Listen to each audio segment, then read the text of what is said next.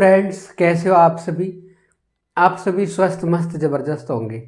मेरे प्यारे दोस्तों, पीछे की क्लासों में राष्ट्रपति के बारे में हमने निर्वाचक मंडल के बारे में पढ़ा, निर्वाचन विधि के बारे में, उसकी योग्यता को लेकर, उसके कार्यकाल को लेकर हमने शपथ के बारे में पढ़ा और शर्तें और महाभियोग के साथ साथ हमने राष्ट्रपति के विशेषाधिकार की बात की कि राष्ट्रपति के विशेष अधिकार क्या हैं।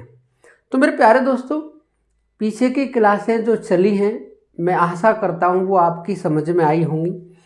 आज की क्लास का थंबनेल आपने देख लिया होगा। आज हम बात करने वाले हैं राष्ट्रपति की कार्यपालिका शक्ति के बारे में, यानी राष्ट्रपति की वो कौन कौन सी पावर है जो कार्यपालिका से संबंधित है। तो मेरे प्यारे दोस्तों, राष्ट्रपति के कार्यों को लेकर के आज हम चर्चा करने वाले हैं, किस किस आर्टिकल में दे रखी हैं, और विशेष करके हम बात करने वाले हैं कि राष्ट्रपति किस किस की नियुक्ति करता है। तो मेरे प्यारे दोस्तों, आज का टॉपिक है राष्ट्रपति की कार्यपालिका शक्ति। उसके बाद में विधायिका शक्ति पढ़ाएंगे, फिर न्यायिक शक्तियाँ, कूटनीति शक्तियाँ, सैन्य शक्तियाँ, हम विशेष शक्तियों की बात करेंगे। मेरे प्यारे दोस्तों, बने रहिए और क्लास को जल्दी से जल्दी अपने दोस्तों में शेयर कर दीजिए। प्यारे दोस्तों, वीडियो को देखा करो, लाइक कर दिया करो, जिससे मेरा हौसला और बढ़ता है। हम बात करने वाले हैं राष्ट्रपति की कार्यपालिका शक्ति के बारे में। और ये जो राष्ट्रपति की कार्यपालिका शक्ति है,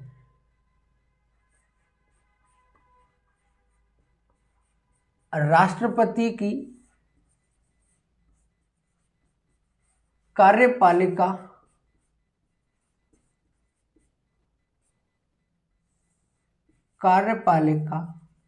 शक्ति, यानी हम बात करने वाले हैं राष्ट्रपति की कार्यपालिका शक्ति के बारे में।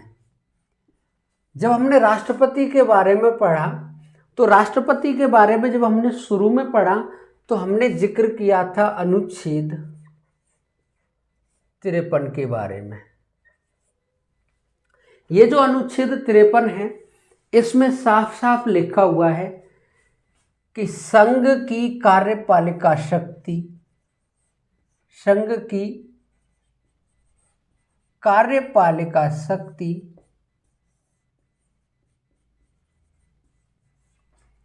राष्ट्रपति में निहित होगी। यानी संघ की कार्यपालिका शक्ति किसमें निहित है? तो जो संघ सरकार की कार्यपालिका शक्ति वो राष्ट्रपति में निहित है। यही ये कहा गया है कि राष्ट्रपति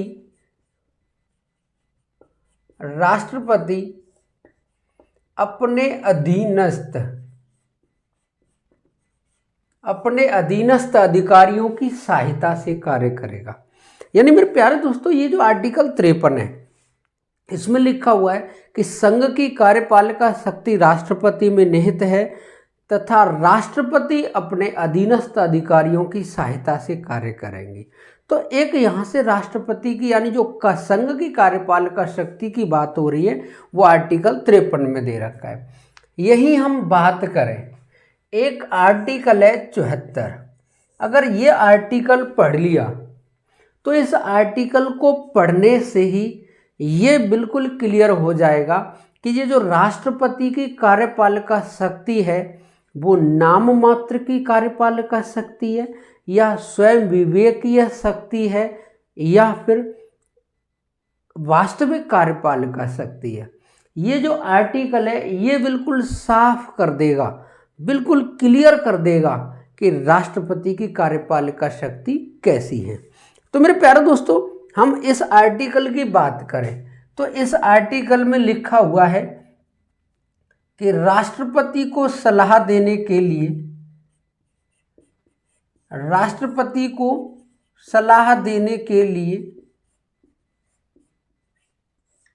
एक मंत्री परिषद होगी। इस आर्टिकल में क्या लिखा हुआ है कि राष्ट्रपति को सलाह देने के लिए एक मंत्री परिषद होगी। इसी में दूसरा पॉइंट लिखा हुआ है, इस मंत्री परिषद का अध्यक्ष इस मंत्रिपरिषद का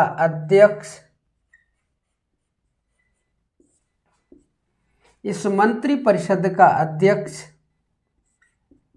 प्रधानमंत्री होगा। यानी क्या लिखा हुआ है, राष्ट्रपति को सलाह देने के लिए एक मंत्रिपरिषद होगी, इस मंत्रिपरिषद का अध्यक्ष प्रधानमंत्री होगा, और तीसरा पॉइंट लिखा हुआ है राष्ट्रपति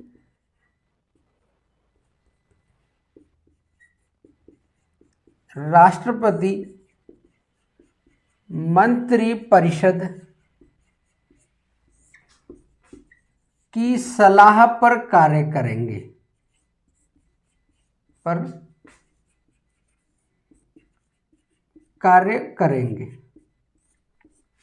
यानी तीसरा पॉइंट क्या लिखा हुआ है, राष्ट्रपति मंत्रिपरिषद की सलाह पर कार्य करेंगे, और यही चौथा पॉइंट लिखा हुआ है राष्ट्रपति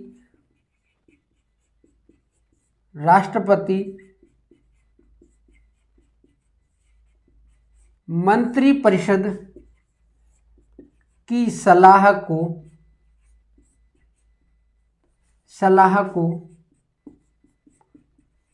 एक बार पुनर्विचार के लिए भेज सकते हैं।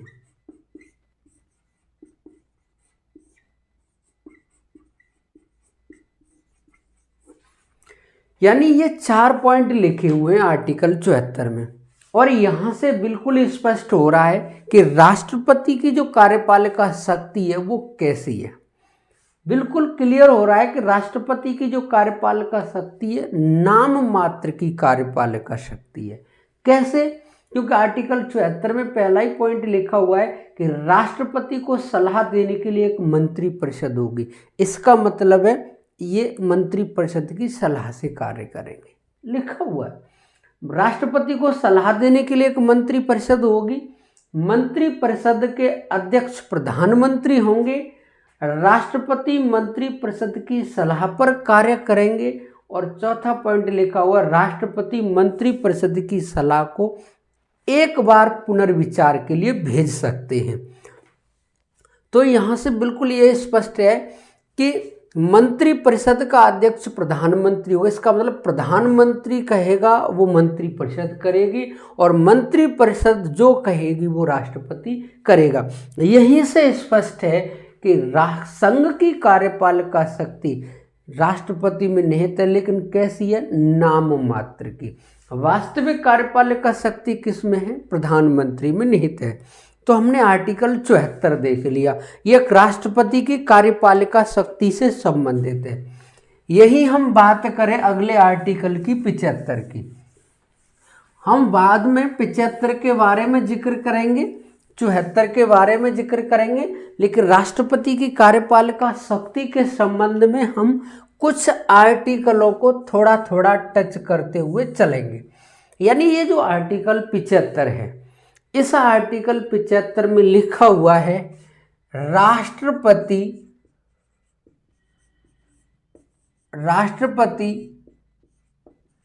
लोकसभा में बहुमत दल के नेता को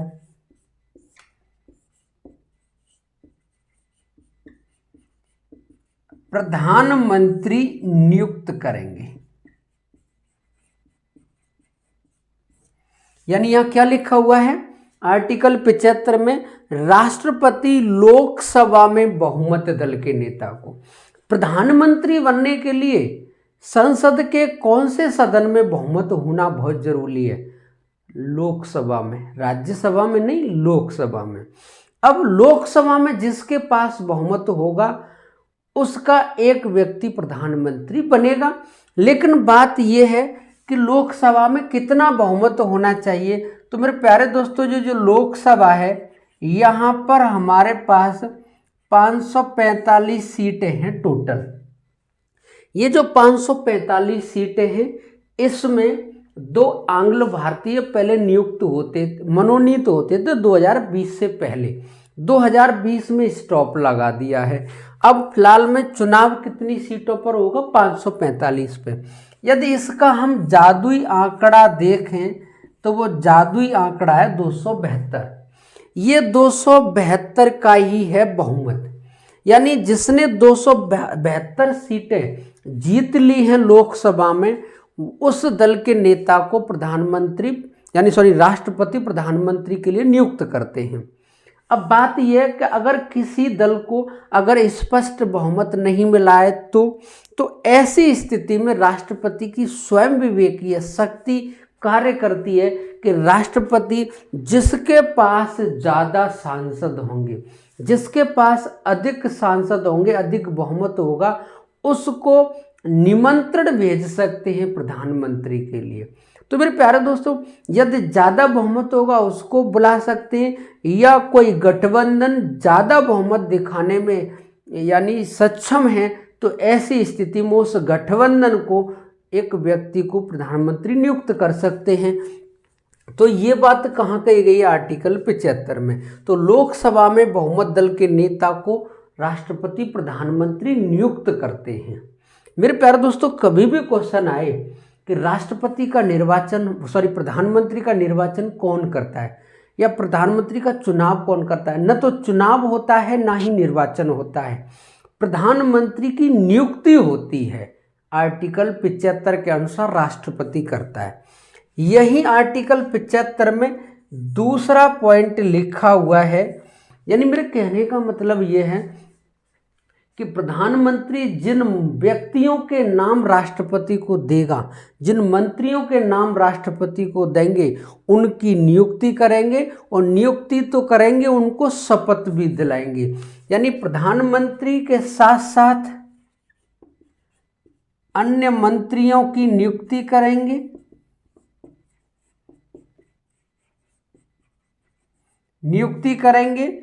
और साथ की साथ क्या दिलाएंगे? शपथ।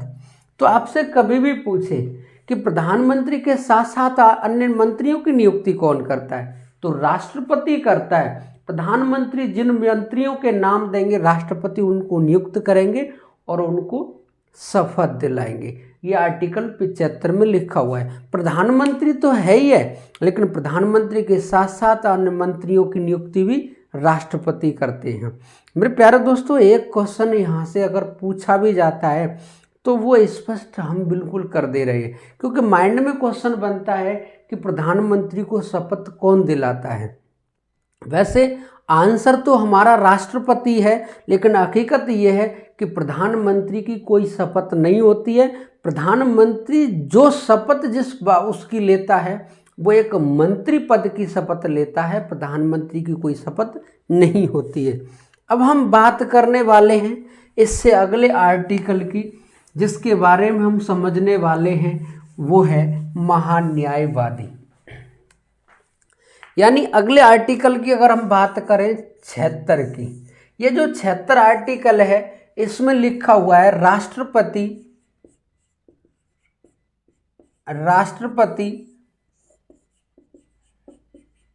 मंत्रिपरिषद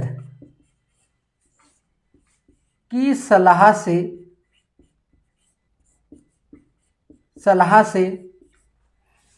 महान्यायवादी की नियुक्ति करेंगे। यानी आर्टिकल 76 में लिखा हो राष्ट्रपति मंत्रिपरिषद की सलाह से महान्यायवादी की नियुक्ति करेंगे, यानी एजी की नियुक्ति करेंगे, अटॉर्नी जनरल इसकी नियुक्ति करेंगे। नियुक्ति के साथ साथ शपथ भी दिलाएंगे, और शपथ के साथ साथ इनका कार्यकाल तय करेंगे कि राष्ट्रपति कब तक इनको चाहेंगे। तो राष्ट्रपति जब तक चाहेंगे वो यहाँ लिखा हुआ है प्रसाद पर्यंत, यहाँ लिखा हुआ है प्रसाद पर्यंत, यानी राष्ट्रपति चाहेंगे तब तक महान्यायवादी रहेगा। तो प्रसाद पर्यंत का मतलब है राष्ट्रपति जब तक चाहेंगे तब तक महान्यायवादी पद पर रह सकता है। तो ये जो महान्यायवादी की नियुक्ति होती है कौन करता है? राष्ट्रपति करता है। किस आर्टिकल के अनुसार? 76 के अनुसार। किसकी सलाह से करता है? मंत्रिपरिषद की सलाह से। तो मंत्रिपरिषद की सलाह से महान्यायवादी की नियुक्ति राष्ट्रपति करते हैं। अब हम आगे बात करने वाले हैं आर्टिकल 77 के बारे में।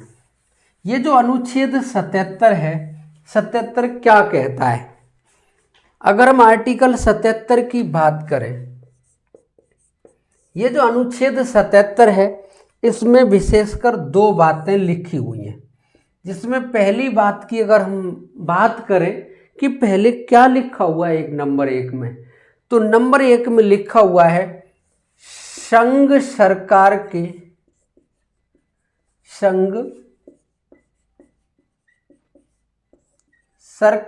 के सभी कार्य राष्ट्रपति के नाम से होंगे।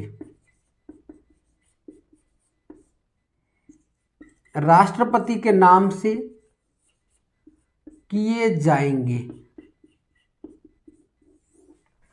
यानी आर्टिकल 77 में क्या लिखा हुआ है कि संघ सरकार के सभी कार्य किसके नाम से किए जाएंगे? राष्ट्रपति के नाम से किए जाएंगे। और यहां दूसरा पॉइंट लिखा हुआ है कि जो मंत्री नियुक्त होंगे आर्टिकल 75 के अनुसार, यानी आर्टिकल 75 में क्या लिखा हुआ था? राष्ट्रपति लोकसभा में बहुमत दल के नेता को प्रधानमंत्री नियुक्त करेंगे, प्रधानमंत्री के साथ साथ अन्य मंत्रियों की नियुक्ति करेंगे, अन्य मंत्रियों की नियुक्ति करके साथ साथ उनको शपथ दिलाएंगे। ये लिखा हुआ है वहां पर। और यहाँ लिखा हुआ है कि जो मंत्रियों की नियुक्ति करेंगे उनके विभागों का बंटवारा तो प्रधानमंत्री करेगा, लेकिन उसके कार्य आवंटन के नियम राष्ट्रपति बनाएंगे। तो यहां लिखा हुआ है कि मंत्रियों के कार्य आवंटन के नियम राष्ट्रपति बनाएंगे।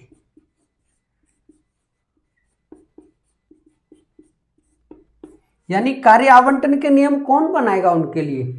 राष्ट्रपति बनाएंगे। अब क्वेश्चन ये आता है कि राष्ट्रपति के संबंध में निम्नलिखित में से कौन सा कथन असत्य है? तो अगर हम असत्य की बात करें तो पहला ऑप्शन ए हो सकता है, राष्ट्रपति मंत्रियों की नियुक्ति करते हैं। ऑप्शन बी, राष्ट्रपति मंत्रियों को शपथ दिलाते हैं। ऑप्शन सी, राष्ट्रपति मंत्रियों के कार्य आवंटन का नियम बनाते हैं। और ऑप्शन डी, राष्ट्रपति मंत्रियों के विभागों का बंटवारा करते हैं। तो राष्ट्रपति मंत्रियों के विभागों का बंटवारा नहीं करते, राष्ट्रपति मंत्रियों की नियुक्ति करते हैं, राष्ट्रपति मंत्रियों को शपथ दिलाते हैं, राष्ट्रपति मंत्रियों को बर्खास्त कर सकते हैं और राष्ट्रपति मंत्रियों के कार्य आवंटन के नियम बनाते हैं। ये 4 पॉइंट हैं जो मंत्रियों से संबंधित हैं। तो मेरे प्यारे दोस्तों, हमने आर्टिकल 77 को भी अच्छी तरह से समझा। समय आने पर और जिक्र करेंगे और अच्छे तरीके से। अब हम बात करने वाले हैं आर्टिकल 78 की। ये जो आर्टिकल 78 है राष्ट्रपति से संबंधित, उसके बारे में विशेष करके चर्चा करेंगे। तो ये जो आर्टिकल 78 है इसमें कुछ महत्वपूर्ण बातें हैं, उनको जानना विशेषकर बहुत आवश्यक है। क्योंकि आर्टिकल 78 कहता क्या है? आर्टिकल 78 जो कहता है उसमें कुछ पॉइंट हैं, उसमें हम पहले पॉइंट को समझें। आर्टिकल 78 में पहला पॉइंट लिखा हुआ है कि राष्ट्रपति प्रधानमंत्री से राष्ट्रपति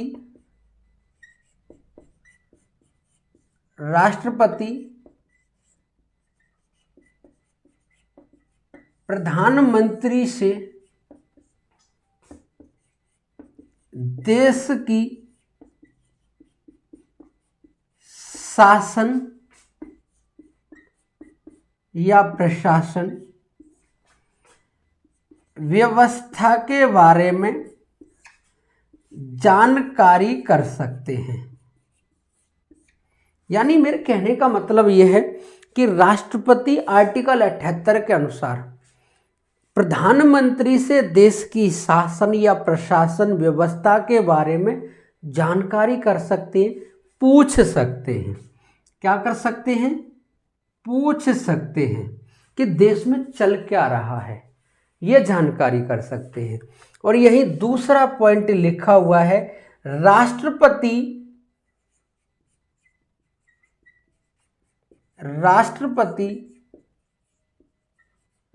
प्रधानमंत्री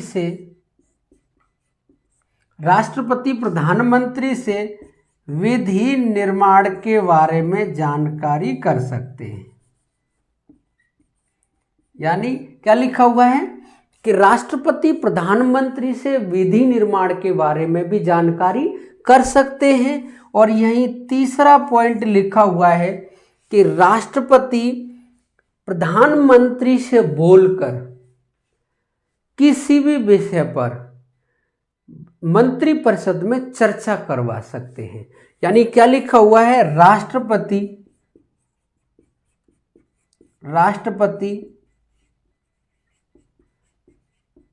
प्रधानमंत्री से बोलकर किसी भी विषय के बारे में मंत्रिपरिषद में चर्चा करवा सकते हैं। यानी यहाँ अगर मैं बात करूं, जैसे 2018 में सुप्रीम कोर्ट का कुछ निर्णय आया, क्योंकि केस था एस.के. महाजन के नाम से। एस.के. महाजन बनाम भारत संघ 2018 के नाम से ये जो केस था, इसमें सुप्रीम कोर्ट में केस था और इसमें यह था कि SC/ST एक्ट को लेकर के चुनौती दी गई। SC/ST एक्ट 1989 को लेकर के चुनौती दी गई। सुप्रीम कोर्ट का कुछ निर्णय आया। जब निर्णय आया तो देश में आपातकाल जैसी, यानी देश में भारत बंदी जैसी समस्या देखने को मिली।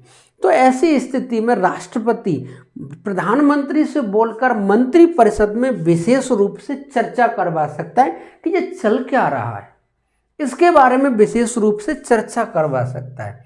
तो ये तीसरा पॉइंट है। और चौथा पॉइंट है, विशेष करके चौथा पॉइंट इसमें जो लिखा हुआ है वो जो देखने लायक है, काबिले तारीफ है। क्योंकि चौथा पॉइंट लिखा हुआ है, प्रधानमंत्री का कर्तव्य है कि राष्ट्रपति द्वारा मांगी गई सभी सूचनाएं उपलब्ध कराए।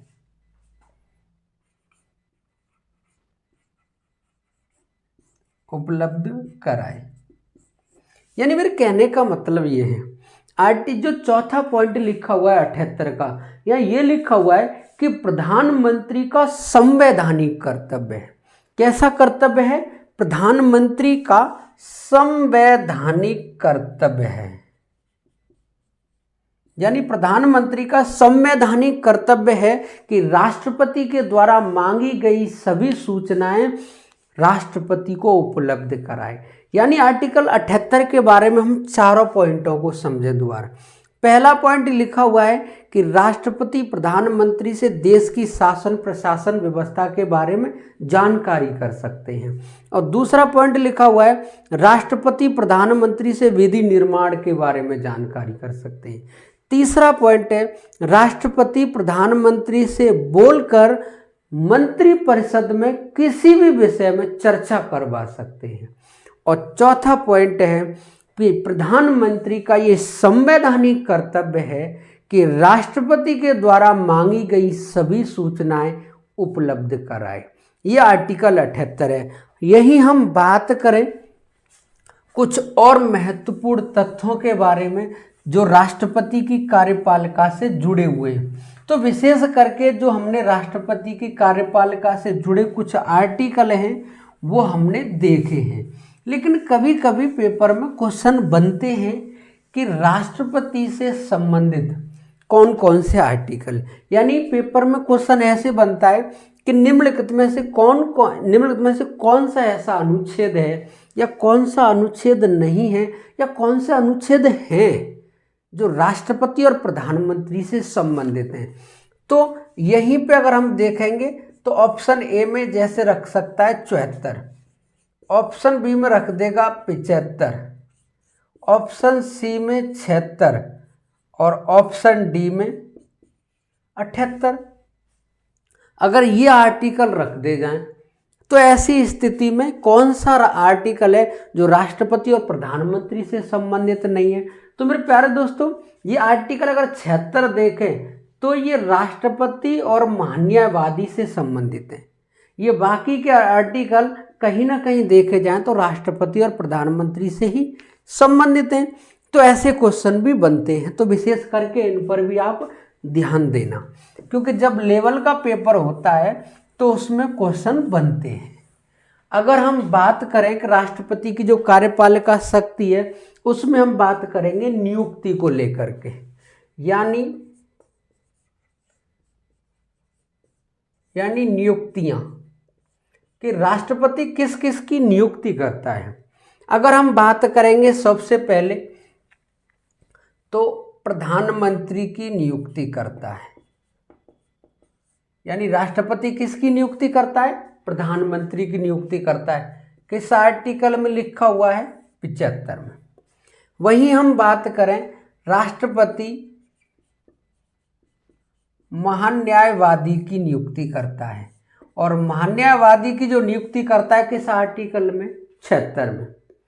वहीं अगर हम बात करें आगे कि राष्ट्रपति सर्वोच्च न्यायालय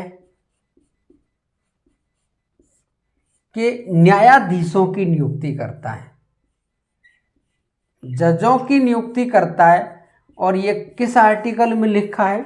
124 में। वहीं हम बात करें राष्ट्रपति उच्च न्यायालय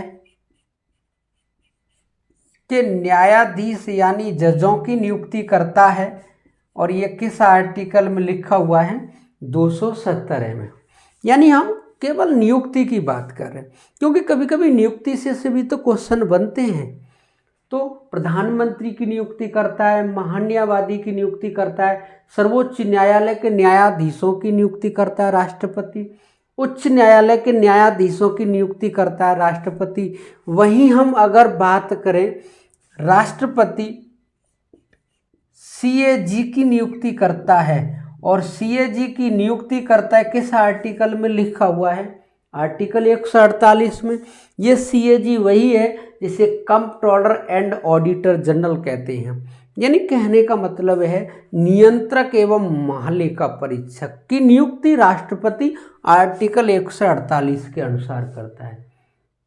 यही यदि हम बात करें आगे राष्ट्रपति संघ लोक सेवा आयोग यानी यूपीएससी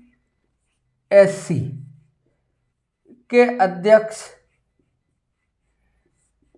व सदस्य की नियुक्ति राष्ट्रपति करता है, और ये किस आर्टिकल में लिखा हुआ है? 315 में। यानी आर्टिकल 315 के अनुसार राष्ट्रपति यूपीएससी के अध्यक्ष व सदस्यों की नियुक्ति करता है। वहीं यदि हम आगे देखें राष्ट्रपति एससी आयोग के अध्यक्ष व सदस्य की नियुक्ति राष्ट्रपति करता है, और इसके बारे में लिखा हुआ है आर्टिकल 338 में। यदि हम आगे बात करें कि राष्ट्रपति एसटी आयोग के अध्यक्ष व सदस्य की नियुक्ति करता है, इसका उल्लेख दे रखा है आर्टिकल 338 ए में। वहीं अगर हम आगे बात करें कि ओबीसी आयोग के अध्यक्ष व सदस्य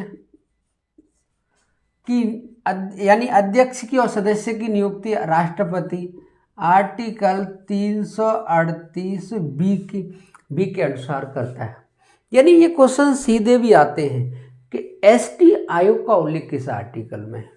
एससी आयोग अनुसूचित जाति आयोग का अध्यक्ष, अनुसूचित जाति आयोग का उल्लेख किस आर्टिकल में, अनुसूचित जनजाति आयोग का उल्लेख किस आर्टिकल में, अन्य पिछड़ा वर्ग आयोग का उल्लेख किस आर्टिकल में। ऐसे भी क्वेश्चन बनते हैं। यही हम आगे बात करें अल्पसंख्यक आयोग के अध्यक्ष व सदस्य की नियुक्ति राष्ट्रपति करता है और इसका उल्लेख दे रखा है आर्टिकल 350 में। यानी अल्पसंख्यक आयोग के अध्यक्ष की और सदस्य की भी नियुक्ति कौन करता है, राष्ट्रपति करता है। वहीं हम आगे बात करें महिला आयोग, महिला आयोग के अध्यक्ष व सदस्य की नियुक्ति राष्ट्रपति करता है। इसके लिए कोई आर्टिकल नहीं है, लेकिन संसद ने ये एक्ट बनाया था। यानी 1992 में एक्ट बना और उसी के अनुसार एक आयोग बना, महिला आयोग। ये जो महिला आयोग है इसके अध्यक्ष की और सदस्यों की नियुक्ति राष्ट्रपति करता है। ये महिला आयोग कब से है, 1992 से। वहीं हम आगे बात करें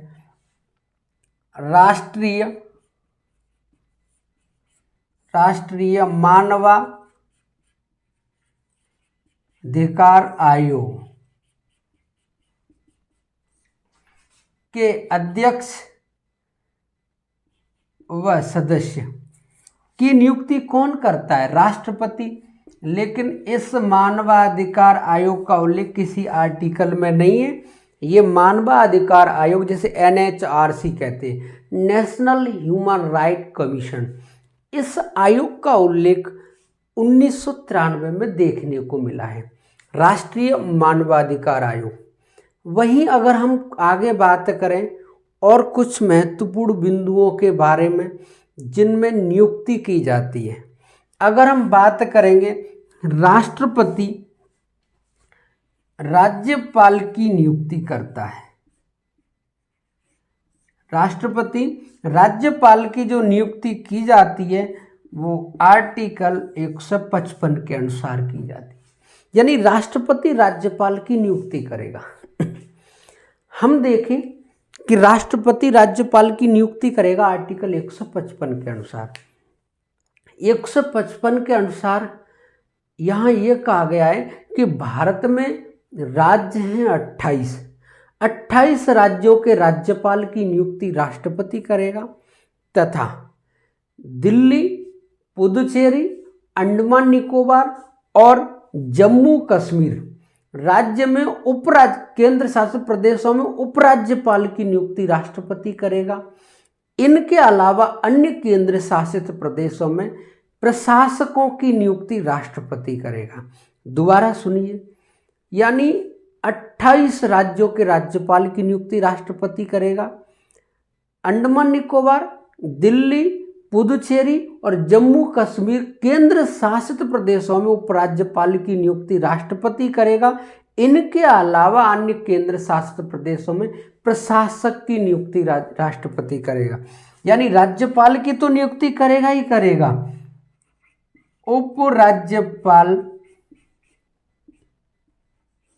उपराज्यपाल की नियुक्ति राष्ट्रपति करेगा। और इसके बारे में किस अधिनियम में लिखा हुआ है, 1963 के एक्ट में उपराज्यपाल की नियुक्ति करेगा और उसके साथ साथ प्रशासक की भी नियुक्ति करेगा, ये भी लिखा हुआ है। तो मेरे प्यारे दोस्तों, ये राष्ट्रपति की कुछ नियुक्तियां हैं, इनसे भी क्वेश्चन आते हैं। आप इसका स्क्रीनशॉट ले लो, कुछ और महत्वपूर्ण बात बताने वाले हैं आपको। स्क्रीनशॉट ले लिया होगा। अब हम बात करने वाले हैं 1-2 और पॉइंट की, फिर हम कल बात करेंगे अगली क्लास में। राष्ट्रपति की विधायकी शक्तियों के बारे में, यानी राष्ट्रपति की जो व्यवस्थापिका शक्ति है उसमें क्या क्या दे रखा है। हम आगे बात करें, यानी राष्ट्रपति जो नियुक्त करता है, जिसमें मुख्य यानी चुनाव आयोग,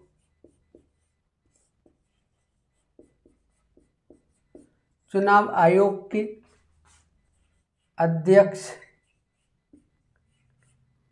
यानी जिसे हम